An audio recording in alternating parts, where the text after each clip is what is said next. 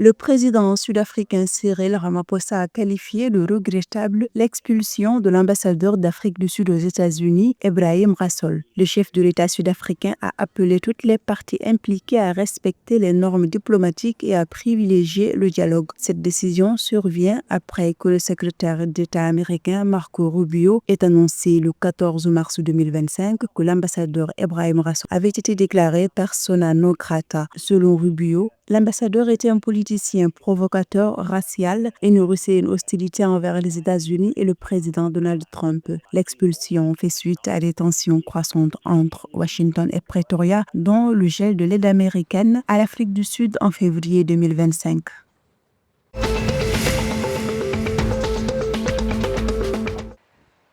Le 15 mars 2025, la communauté de développement de l'Afrique australe SADC et l'Union européenne ont signé 8 accords de financement d'un montant total de 163,9 millions d'euros. Ces accords visent à renforcer la coopération régionale dans des domaines essentiels tels que la paix et la sécurité, le changement climatique ainsi que le commerce et l'investissement. L'Union européenne souligne l'importance de ce financement pour faire progresser le programme d'intégration régionale de la SADC.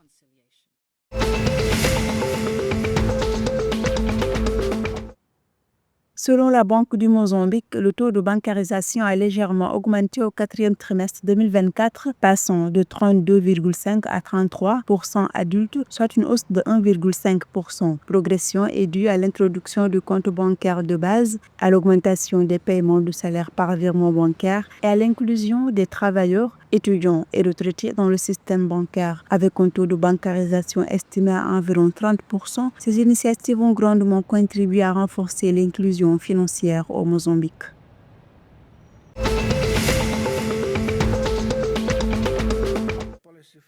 En Namibie, le ministre de la Santé et des Services sociaux a appelé le public à soutenir pleinement la mise en œuvre de la politique de couverture sanitaire universelle. Cette initiative vise à rendre les soins de santé plus abordables et à favoriser la prévention. Son objectif principal est de garantir à tous les Namibiens un accès aux soins sans obstacle financier. Le ministre a insisté sur la nécessité d'une participation active de la population pour atteindre ces objectifs en matière de santé publique.